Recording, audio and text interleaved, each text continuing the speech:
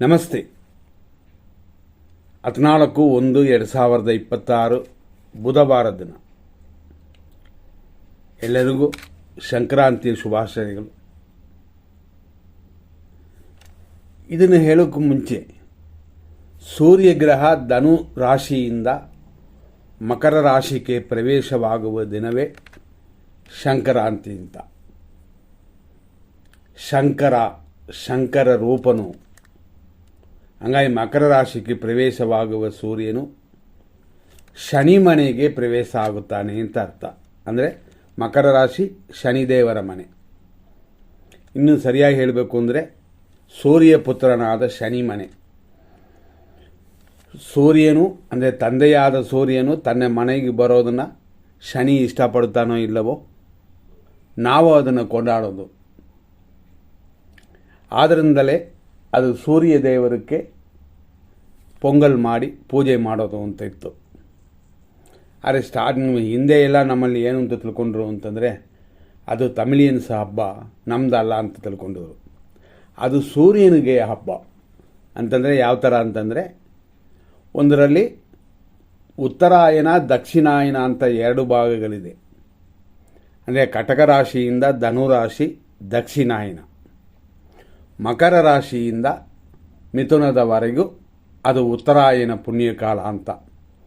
ಹಾಗಾಗಿ ಉತ್ತರಾಯಣ ಪುಣ್ಯಕಾಲಕ್ಕೆ ಸೂರ್ಯನು ಪ್ರವೇಶವಾಗುವ ಕಾಲವೇ ಮಕರ ಸಂಕ್ರಾಂತಿ ಅಂತ ಅಲ್ಲಿ ಪ್ರಾರಂಭವಾಗುತ್ತದೆ.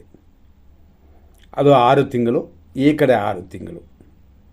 ಪ್ರತೀತ ಗಣಿತ ಪ್ರಕಾರ ಮಕರದಿಂದ ಮಿಥುನ ಅದು ಮೇಲೆ ಹೋಗುವ, ಅಂದರೆ ಮೇಲ್ಕಡೆ ಹೋಗುವ, ಅಂದ್ರೂ ಸರಿಯಾಗಿ ಹೇಳಬೇಕು ಅಂದರೆ ಕ್ಲಾಕ್ ವೈಸು ಅಂತ, ಆ ಥರ ರಾಶಿಗಳು ಅದು.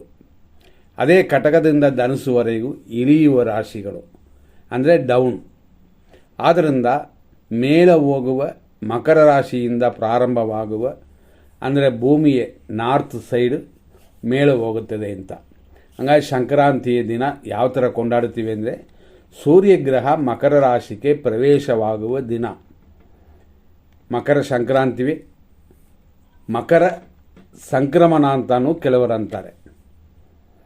ಇದು ಸರಿಯಾಗಿ ಹೇಳಬೇಕು ಅಂತಂದರೆ 14th ಅಂತಂದರೆ ಇವತ್ತು ಮಧ್ಯಾಹ್ನ 2:38 ಸೂರ್ಯನು ಮಕರ ರಾಶಿಗೆ ಪ್ರವೇಶ ಆಗೋದರಿಂದ, ಸೂರ್ಯನಕ್ಕಾಗಿ ಇದು ಪೂಜೆ ಮಾಡೋದರಿಂದ 15ನೇ ತಾರೀಕು ಬೆಳಿಗ್ಗೆ ಸೂರ್ಯನಿಗೆ ಪೂಜೆ ಮಾಡಬೇಕು.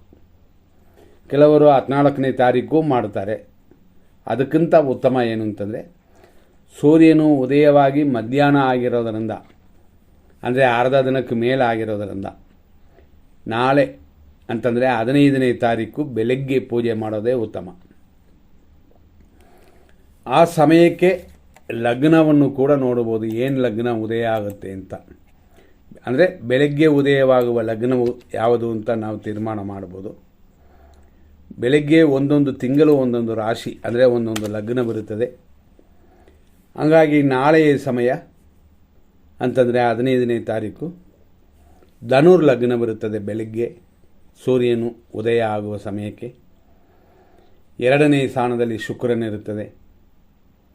ಆದ್ದರಿಂದ ಶುಕ್ರನ ಜೊತೆ ಸೂರ್ಯನು ಸೇರುವ ಕಾಲ. ಮದುವೆಯಾಗುವರು, ಮದುವೆ ಆಗಿರೋರು ಸ್ವಲ್ಪ ಭಿನ್ನಗಳಿಲ್ಲದೆ ನೋಡ್ಕೊಳ್ಳಿ. ಯಾಕೆಂತಂದರೆ ವೀನಸ್ ಅನ್ನುವ ಗ್ರಹ ಬೆಳ್ಳಿಯ ಗ್ರಹ ಅಂತಂತೀವಿ. ಆ ಗ್ರಹವನ್ನು ಸೇರುತ್ತದೆ ಸೂರ್ಯನು. ಡಿಗ್ರಿಯಲ್ಲಿ ಏಕವಾಗಿ 1 ಡಿಗ್ರಿ ವ್ಯತ್ಯಾಸ ಇರುತ್ತದೆ ಅಷ್ಟೇ. 1.24 ಡಿಗ್ರಿ ಅಷ್ಟಿರುತ್ತದೆ ಅಷ್ಟೇ. ಆದ್ದರಿಂದ ಯಾರ ಜಾತಕದಲ್ಲಿ ಶುಕ್ರನು ಗ್ರಹ ಕೆಟ್ಟಿರುತ್ತದೋ ಅವರೆಲ್ಲ ಪೂಜೆ ಮಾಡ್ಕೊಳ್ಳಿ. ಶುಕ್ರ ಶಾಂತಿನೂ ಮಾಡಬೇಕು, ಸೂರ್ಯ ಗ್ರಹಕ್ಕೂ ಪೂಜೆ ಮಾಡ್ಬೋದು. ತಂದೆ ಮಗನಲ್ಲಿ ಭಿನ್ನಾಭಿಪ್ರಾಯ ಇರುವವರು ಕೂಡ ಸೂರ್ಯನಿಗೆ ಪೂಜೆ ಮಾಡ್ಬೋದು. ಮತ್ತು ಸೂರ್ಯ ಶುಕ್ರ ಯಾರು ಜಾತಕದಲ್ಲಿ ಒಂದೇ ರಾಶಿಯಲ್ಲಿ ಏಕರಾಶಿಯಲ್ಲಿ ಇರುತ್ತದೋ ಅವರುಗಳು ಪೂಜೆ ಮಾಡ್ಬೋದು. ಈ ರೀತಿಯಾಗಿ ಈ ದಿನದಲ್ಲಿ ಪೂಜೆ ಮಾಡುವಂಥದ್ದು ಸಂಕ್ರಾಂತಿನೂ ಆಗುತ್ತದೆ. ಅದೇ ಸಮಯದಲ್ಲಿ ಮಕರ ಸಂಕ್ರಮಣವೂ ಆಗುತ್ತದೆ. ಶುಕ್ರನಿಗೂ ಪೂಜೆ ಆದಂಗೆ ಇರುತ್ತದೆ. ಇಷ್ಟರಲ್ಲಿ ಸೂರ್ಯನು ಪ್ರವೇಶ ಆದ ಮೇಲೆ ಸೂರ್ಯನಿಂದ 3ನೇ ಸ್ಥಾನದಲ್ಲಿ ಶನಿ ಇರುತ್ತದೆ. ಅದು ಧೈರ್ಯ ವೀರ್ಯ ಸ್ಥಾನ ಅಂತ. ಹಾಗಾಗಿ ಧೈರ್ಯ, ಸಾಧನೆ ಮಾಡುವ ಶಕ್ತಿ ಇಂಥದ್ದೆಲ್ಲ ಕೊಡ್ತದೆ. ಸೂರ್ಯನಿಗೆ ಪೂಜೆ ಮಾಡೋಣ. ಅದು ನಮ್ಮ ದೇಶಕ್ಕೆ ಹಬ್ಬ. ಅದು ಒಬ್ಬರಿಗಲ್ಲ, ಒಬ್ಬರು ಧರ್ಮಕ್ಕಲ್ಲ. ಸೂರ್ಯ ಗ್ರಹ ಶಾಂತಿ ಅಂತ ಮಾಡ್ಕೋಬೋದು. ಸೂರ್ಯನಿಗೆ ಪೂಜೆ ಮಾಡ್ಬೋದು. ಆದ್ದರಿಂದಾಗಿ ಸಂಕ್ರಾಂತಿಯನ್ನು ಮಾಡೋದು 14ಕ್ಕಿಂತ 15th ಅಂದರೆ ಇವತ್ತಕ್ಕಿಂತ ನಾಳೆ ಉತ್ತಮ. ಯಾಕಂದರೆ ಇವತ್ತು ಇನ್ನೂ ಸೂರ್ಯಗ್ರಹ ಧನುರ್ರಾಶಿಯಲ್ಲೇ ಇರುತ್ತದೆ. ಮಕರ ರಾಶಿ ಹೋದ ಮೇಲೇ ಮಕರ ಸಂಕ್ರಾಂತಿ ಪ್ರಾರಂಭವಾಗುತ್ತದೆ. ಇದು ಕೆಲವರ ಅಭಿಪ್ರಾಯ ಭೇದಗಳಿದೆ, ಅದು ನಾವೇನು ಮಾಡೋಕ್ಕಾಗಲ್ಲ. ಯಾಕಂದರೆ ಗ್ರಹಗಳ ಸುತ್ತಿನ ಮೇಲೆ, ಭೂಮಿಯ ಸುತ್ತಿನ ಮೇಲೇ ಇದೆಲ್ಲ ಬದಲಾಗೋದು. ತಿಳ್ಕೊಂಡು ಎಲ್ಲರೂ ಅನುಕೂಲಕರವಾಗಿರಲಿ ಅಂತ ಬೇಡ್ಕೊಳ್ಳೋಣ. ಖಂಡಿತವಾಗಿಯೂ ಈ ಸಮಯ ಉತ್ತಮವಾಗಿರುತ್ತದೆ.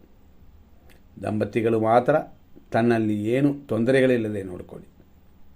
ಮುಂದಿನ ಸಂಚಿಕೆಯಲ್ಲಿ ನೋಡೋಣ. ಧನ್ಯವಾದಗಳು.